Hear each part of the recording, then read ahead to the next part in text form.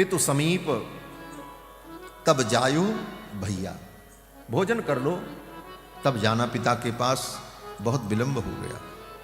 दत्तमासनमालभ्य भोजनेन निमंत्रितः, अब भोजन के लिए आसन लगा था। भगवान श्री राम ने उस भोजन आसन को स्पर्श किया और खड़े हो गए। राम जी ने कहा, मां अब मुझे भोजन नहीं करना है, पिताजी की ये आज्ञा हुई है। सारा समाचार सुनाया। वन गमन का समाचार सुनते महारानी कौशल्या वहीं धड़ाम से गिर पड़ी। वाल्मीकि महर्षि कहते हैं, सा निकृत्येव सालस्य यष्टि परसुना बने। जैसे कोई व्यक्ति किसी पेड़ को काटता है तो जैसे ही कुल्हाड़ी चलाता है डाली कट करके गिर जाती है, तेनैव प्रकारेण, उसी प्रकार से महारानी कौशल्या भूमि पर गिर पड़ी। पपात सहसा देवी देवतेव दिवच्युता, और फिर जब उठ करके खड़ी हुई तो रोने लगी। महारानी कौशल्या ने कहा, आज यही दिन देखने को बचा था। मवैव नूनम मरणम न विद्यते, मैं मर क्यों नहीं गई? यह दिन मुझे देखना था। इससे अच्छा तो मैं पुत्र विहीना होती। महारानी कौशल्या ने कहा, अप्रजास्मीति संतापो न हन्यः पुत्र विद्यते। अगर मैं बंध्या होती तो आज मुझे ये दुख न होता। बंध्या के लिए तो एक ही दुख होता है कि बेटा नहीं।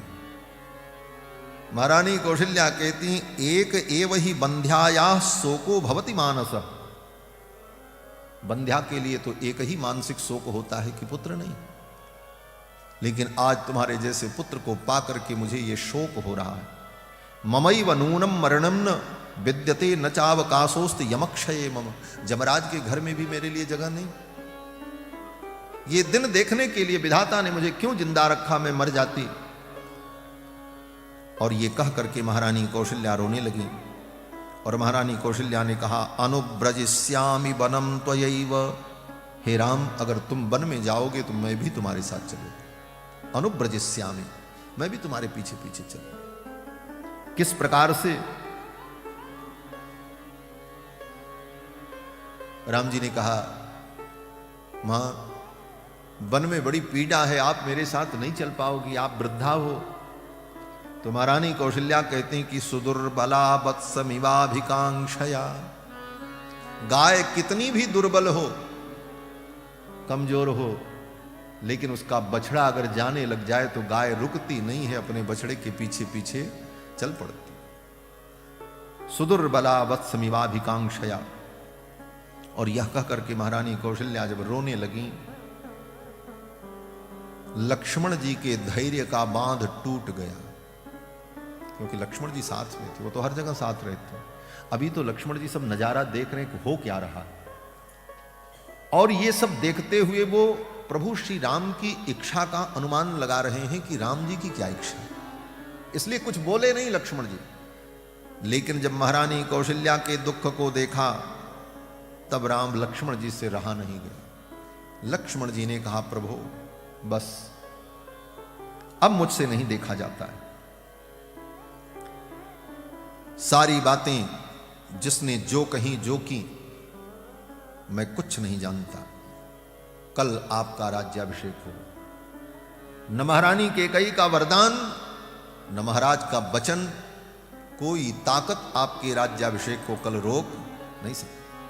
आपका राज्याभिषेक होगा, और जो व्यक्ति आपके विरोध में आएगा मैं उसे मार डालूंगा।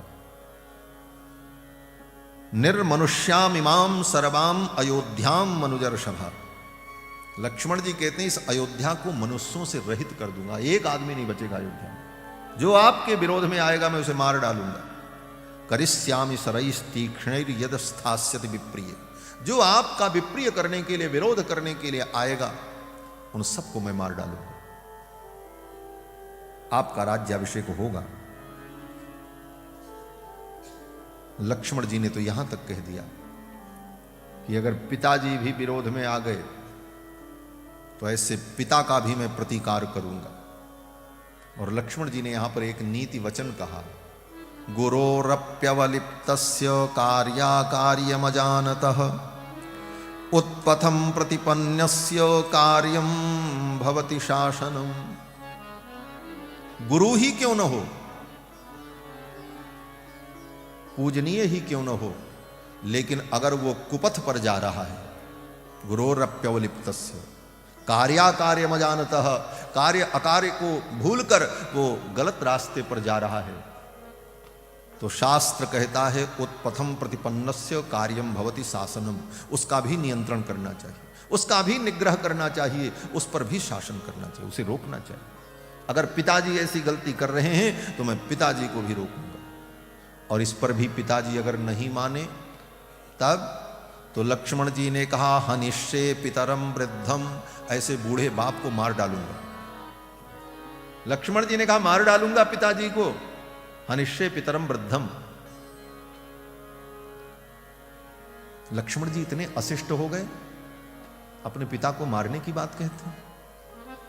बोले अशिष्टता नहीं है, ये लक्ष्मण जी की विशिष्टता है, ये लक्ष्मण जी की भक्ति बोल रही है।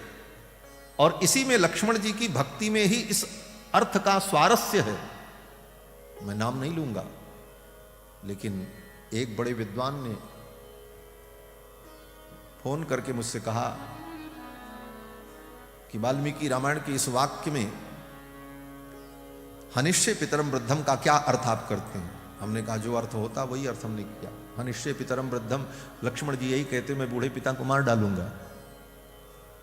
बोले लक्ष्मण जी ऐसी अशिष्ट वाणी नहीं बोल सकते, इसलिए इसका अर्थ दूसरा कुछ होना चाहिए। तो व्याकरण की बुद्धि लगा करके व्याकरण के बल पर तो कुछ भी कहा जा सकता है। सर्वे सर्वार्थ वाचकाः, कुछ भी आप अपनी उक्ति से उसे सिद्ध कर सकते हैं। तो हन धातु का अर्थ हनिष्ये कथयिष्ये, मैं पिताजी को कहूंगा कि आप मान जाओ। लक्ष्मण जी ऐसा कहते। हमने कहा ये अर्थ अगर किया भी जाएगा तो लक्ष्मण जी की भावना की तो धज्जी उड़ जाएगी। यहां पर तो लक्ष्मण जी जो कहना चाह रहे हैं और जो कह रहे हैं यही है। ये लक्ष्मण का शेषत्व तो बोल रहा है, और कहां कहां आप अर्थ बदल दोगे। लक्ष्मण जी तो यहां तक कहते हैं, गुरु पित मातु न जानो काहू। मैं न किसी गुरु को जानता हूं, न किसी पिता को जानता हूं, न किसी माता को जानता हूं। कहूं स्वभाव नाथ पति आओ। लक्ष्मण जी ने कहा हनिष्ये पितरम वृद्धम, इन बूढ़े पिताजी को मैं मार डालूंगा। कैसे पिताजी? बोले कैकेय्यासक्त मानसम, जो पत्नी में इतने आसक्त हो गए। और तो और कृपणम च स्थितम बाल्ये विद्ध भावेन गर्हितम, और बूढ़े होने के कारण वृद्ध भावेन गर्हितम।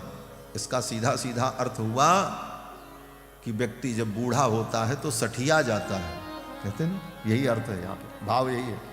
लक्ष्मण जी कहते हैं ये बूढ़े हो गए, इनकी बुद्धि सठिया गई है, ऐसा अनुचित कार्य कैसे वो कर सकते हैं, और अगर करते हैं तो मैं उन्हें समाप्त कर दूंगा। लक्ष्मण जी रोष में सब कुछ बोल रहे। लक्ष्मण जी शेष हैं और राम जी कौन है? बोले रघुवंश मणि है।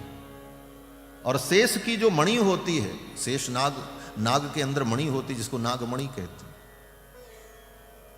नाग अपने उस मणि के प्रकाश में सुख का अनुभव करता है, आनंद का अनुभव करता है, लेकिन उस नाग को अगर ये लग जाए कि मेरी मणि के ऊपर कोई खतरा है तो फिर वह नाग उसे जीवित नहीं छोड़ता। ये शेष जी का स्वभाव है। राम जी कौन है? बोले इनके मणि है, रघुवंश मणि है, और ये शेष है। इसलिए लक्ष्मण जी कहते हैं हनिष्ये पितरम वृद्धम कैकेय्यासक्त मानस। और ये लक्ष्मण जी का विशेष धर्म है। शेष का धर्म तो विशेष होता ही। राम जी का धर्म सामान्य धर्म है, लक्ष्मण जी का धर्म विशेष धर्म है, भरत जी का धर्म विशेषतर धर्म है, और शत्रुघ्न जी का धर्म विशेषतम धर्म है। सामान्य, विशेष, विशेषतर, विशेषतम, इन सब की व्याख्या गोविंदराज स्वामी जी ने प्रारंभ में की है। विशेष धर्म क्या है? बोले लक्ष्मण जी का विशेष धर्म है। विशेष धर्म यही है कि सब धर्मों का पालन करो। मातृ देवो भव, पितृ देवो भव, आचार्य देवो भव, अतिथि देवो भव। देव पितृकार्याभ्याम मां प्रमोदितव्यम, स्वाध्याय प्रवचनाभ्याम मां प्रमोदितव्यम, श्रद्धयादेयम अश्रद्धयादेयम ह्रियादेयम ह्रियादेयम, जितने वाक्य वेद के हैं इन सब का पालन करो, लेकिन इसके साथ साथ भगवान के चरणों की भक्ति करो। ये भक्ति विशेष धर्म है। लेकिन भक्ति करते हुए ये सामान्य धर्म तुम्हारी भक्ति में अगर बाधक बने तब, मातृदेवो भव पितृदेवो भव, लेकिन भगवान की भक्ति में माता पिता बंधु अगर बाधक बन गए तब, बोले तो विशेष धर्म कहता फिर उनका तुम त्याग ही कर दो। तजी एता ही कोटि बैरी सम यद्यपि परम स्नेही जाके प्रिय न राम वैदेही, पिता तजो प्रहलाद विभीषण बंधु भरत महतारी, गुरु बलि तजहु कंत ब्रज बनितन भय मुद मंगल कार्य। ये विशेष धर्म है, लक्ष्मण जी का यही धर्म है। लक्ष्मण जी ने जब इस प्रकार कहा तो राम जी ने लक्ष्मण जी को शांत किया और राम जी ने कहा, लक्ष्मण तुम तो मेरे स्वभाव को जानते हो, अगर किसी का वध करके, किसी को दुख दे करके, किसी को पीड़ा दे करके ये राज्य प्राप्त हो तो ऐसे राज्य में मेरी कोई लिप्सा नहीं। रामायण और महाभारत ये दो भारत का बड़ा प्रसिद्ध इतिहास है और दोनों इतिहास में मूलभूत अंतर यही है। राम किसी को दुख देकर, किसी को मार करके राज्य नहीं चाहते, और महाभारत बोले महाभारत में राज्य के लिए युद्ध होता है और अपने परिजनों को ही मारा जाता है। यही अंतर है। राम जी ने कहा ऐसे राज्य में मेरी कोई चिंता इच्छा नहीं है। और रही बात वनवास की, तो राम जी ने कहा ये मेरा प्रारब्ध है। यहां पर प्रारब्ध और पौरुष की बड़ी लंबी चर्चा हुई, लक्ष्मण जी की और राम जी की। दोनों भाई में तर्क होने लगा। राम जी ने कहा प्रारब्ध प्रबल है, लक्ष्मण जी ने कहा पुरुषार्थ से प्रारब्ध को बदला जा सकता है। दोनों बातें, प्रारब्धवादी कहते हैं प्रारब्ध ही सब कुछ है, अवश्यमेव भोक्तव्यम कृतम कर्म शुभाशुभम, और पुरुषार्थी व्यक्ति कहता है दैव दैव का पुरुषा बदंती, जो कायर पुरुष हैं वो दैव के भरोसे रहते हैं, दैव दैव आलसी पुकारा। ये लक्ष्मण जी ऐसा बोल रहे हैं, और राम जी क्या कह रहे हैं? राम जी कहते हैं प्रारब्ध में जो होता वही होता है। बड़ा तर्क हुआ। राम जी ने कहा यद चिंत्यम तद दैवम भूते स्वपिन हन्यते, जो आपने कभी सोचा भी न हो और आपके जीवन में वो हो जाए तो समझो वो प्रारब्ध है। यद चिंत्यम, अचिंत्यम, जिसका चिंतन आपने नहीं किया था। आप कहीं जा रहे हो, आपने सोचा नहीं था कि कोई दुर्घटना होगी, कभी ऐसी घटना होगी, लेकिन हो गई। बोले तो क्या था? बोले प्रारब्ध था। यद अचिंत्यम तद दैवम, वही दैव है, वही प्रारब्ध है। और ये प्रारब्ध कितना बलवान होता है? तो राम जी कहते हैं ऋषयोप्युग्र तपसो दैवेनाभिप्रचोदिताः, बड़े बड़े ऋषि मुनि महात्मा अमलात्मा लोग भी जब उनका दैव, उनका प्रारब्ध विपरीत आ जाता है तो उत्सृज्य नियमास्तीव्रान् भ्रश्यन्ते काममन्युभिः, अपने कठोर नियम का त्याग करके वे भी पतित हो जाते हैं, काम के परवश हो जाते हैं। ये क्यों होते? बोले प्रारब्ध उनके साथ ऐसा आ जाता है। ये राम जी का वचन है। यहां पर असंकल्पित में वे यद अकस्मात् प्रवर्तते, बिना संकल्प के, बिना विचार के, बिना किसी कारण के कोई चीज घटित हो जाए तो समझ लेना चाहिए ये प्रारब्ध है। अब यही मेरा प्रारब्ध है। लक्ष्मण जी ने बहुत बहस की, लेकिन राम जी ने कहा कुछ नहीं, मैं वन में जाऊंगा। राम जी के निर्णय को सुनकर के लक्ष्मण जी मौन हो गए। महारानी कौशल्या ने कहा मैं भी चलूंगी। तो भगवान श्री राम ने अपनी मां कौशल्या को नारी धर्म का उपदेश किया।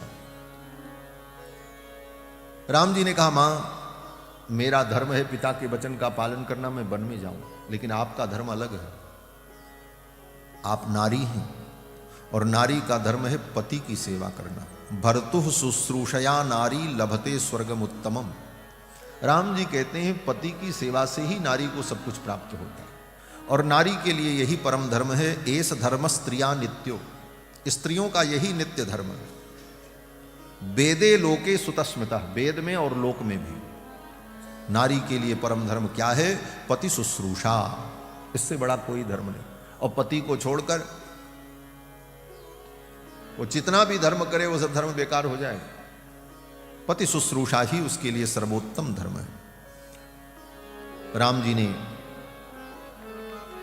नारी धर्म का उपदेश किया। मां कौशल्या संतुष्ट हो गई। मां कौशल्या ने कहा, बेटा तुम ठीक कहते हो, अपने अपने धर्म का व्यक्ति को पालन करना चाहिए। इसी को गीता में भगवान ने कहा, स्वधर्मे निधनम श्रेयः परधर्मो भयावह। अपने धर्म में मर जाना ठीक है, दूसरे के धर्म का अनुकरण नहीं करना चाहिए। भगवान श्री राम ने जब नारी धर्म का उपदेश किया तो महारानी कौशल्या संतुष्ट हो गई और उन्होंने कहा, राम तुम वन में जाओ और अपने धर्म का पालन करो, और जो धर्म तुम पालन कर रहे हो वो धर्म ही तुम्हारी रक्षा करेगा।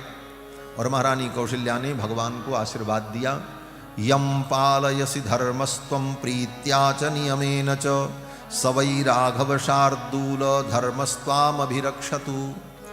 जिस धर्म का तुम प्रीति पूर्वक पालन कर रहे हो वो धर्म ही तुम्हारी रक्षा करेगा। और ये कह करके महारानी कौशल्या ने राम जी को आशीर्वाद दिया और ब्राह्मणों को बुला करके हवन कराया राम जी की यात्रा को मंगलमय बनाने के लिए, और आशीर्वाद दे करके मंगलानि महाबाहो दिशंतु शुभ मंगलम महारानी कौशल्या ने अनुमति प्रदान कर दी।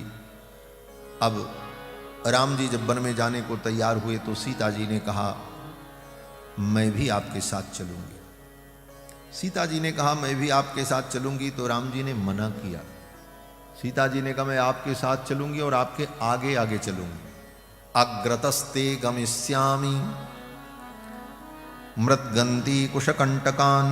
आपके मार्ग के जो कुशकंटक हैं उनको अपने चरणों से रौंदती हुई मैं आगे आगे चलूंगी, मैं भी चलूंगी। भगवान श्री राम ने कहा, देवी आप तो अयोध्या में रहो, आप वन में चलोगी बहुत कष्ट होगा, बहुत दुख होगा, मैं तुम्हारी रक्षा नहीं कर पाऊंगा। ये सब कारण जब राम जी ने बताया और जानकी जी को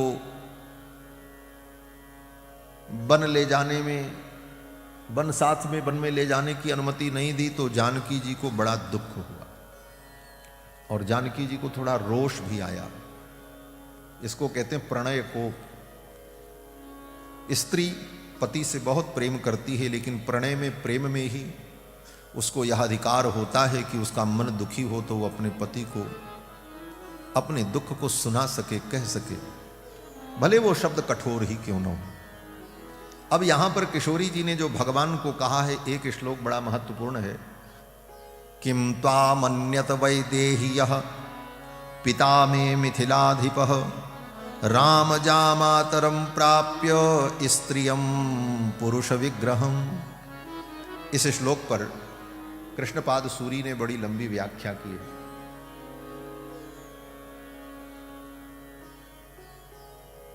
श्री जानकी जी राम जी से कहती हैं बड़े रोष में, आप मेरी रक्षा नहीं कर सकते, आप मुझे अपने साथ नहीं ले जाओगे। इसका परिणाम क्या होगा मालूम है? किम त्वामन्यत वैदेह्यः पिता में मिथिलाधिप। मेरे पिता आपको क्या समझेंगे? किम, यहां वो किम प्रश्नवाचक नहीं है,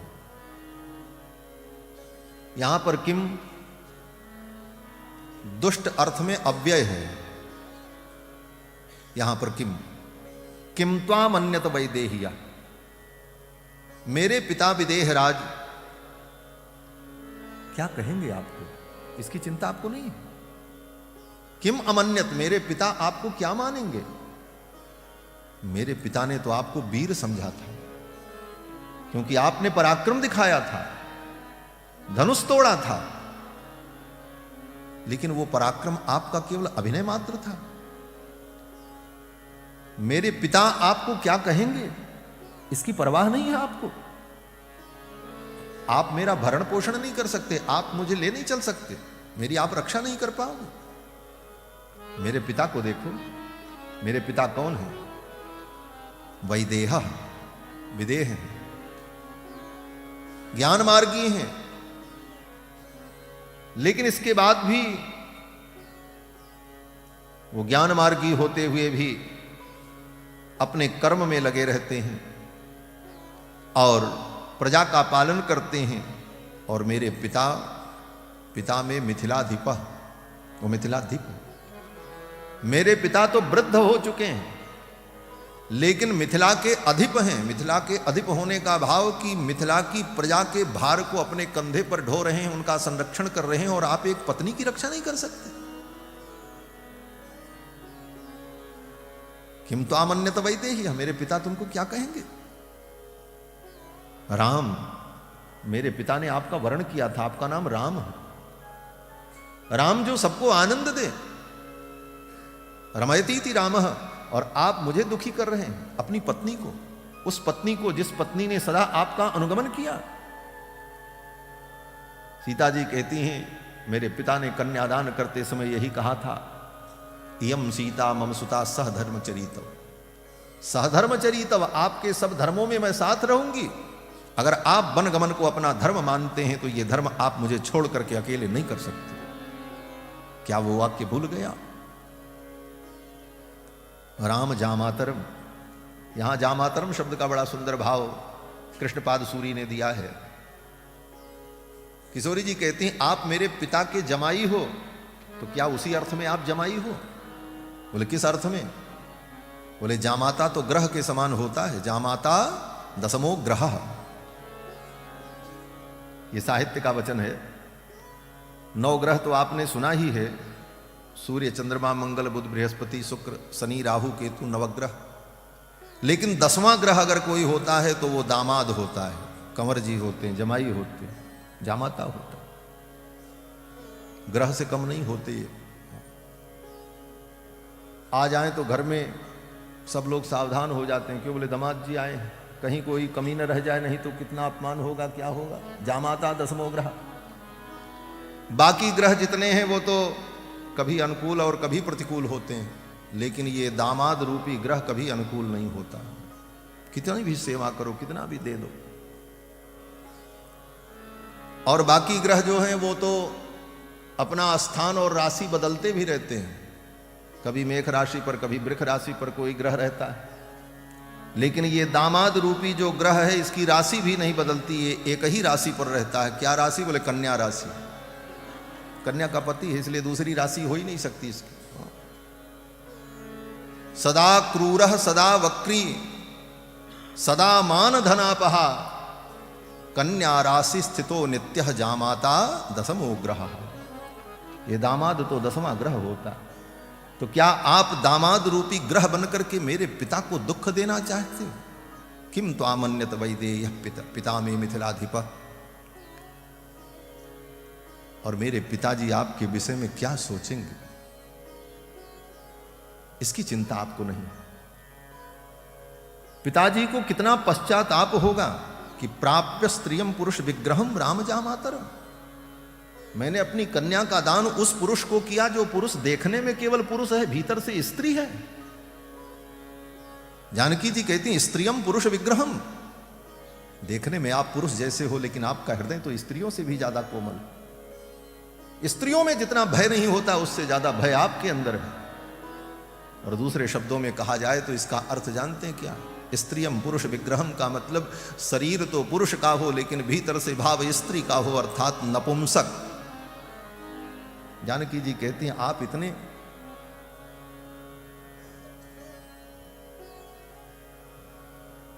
अशक्त हो, मेरी रक्षा नहीं कर सकते, मेरे पिता क्या समझेंगे। किम त्वामन्यत वैदेही पिता में मिथिलाधिप राम जामातरम प्राप्य स्त्रियम पुरुष विग्रहम। आप तो उसी प्रकार स्त्रियम पुरुष विग्रहम हो। श्री कृष्णपाद सूरी ने वहां पर उदाहरण दिया कि जैसे खेत में पशु पक्षियों से फसल को बचाने के लिए एक आकृति खड़ी कर दी जाती है, यथार्थ में वो आकृति होती नहीं है, लेकिन पुरुष की आकृति बना दी जाती है तो सामान्य पशु पक्षी भयभीत होकर के भाग जाते हैं, खेती का नुकसान नहीं करते।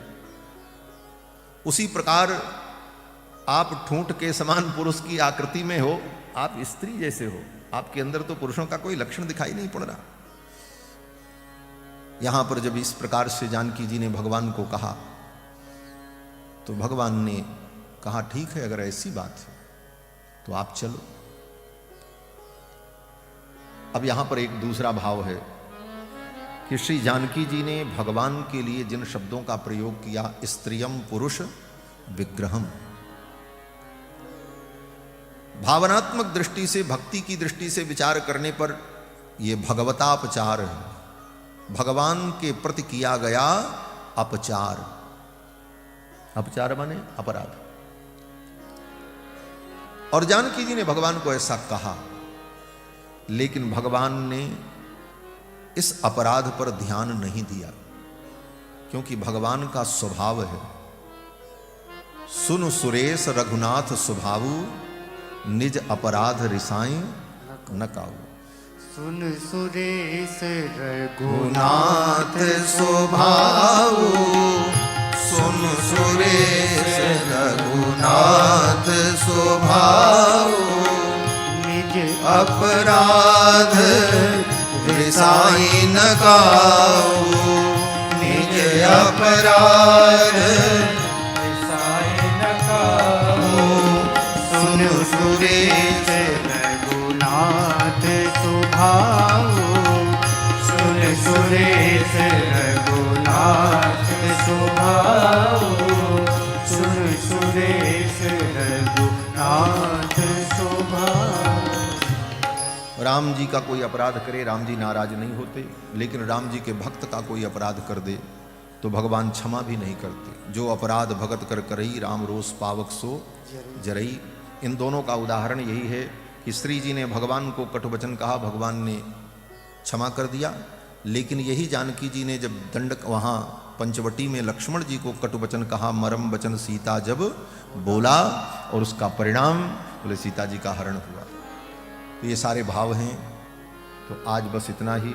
मैं तो घड़ी देखना ही भूल गया महाराज, अभी तो 10 मिनट बचे हैं, इसलिए बस अब जानकी जी को भी भगवान ने साथ में चलने की अनुमति दे दी।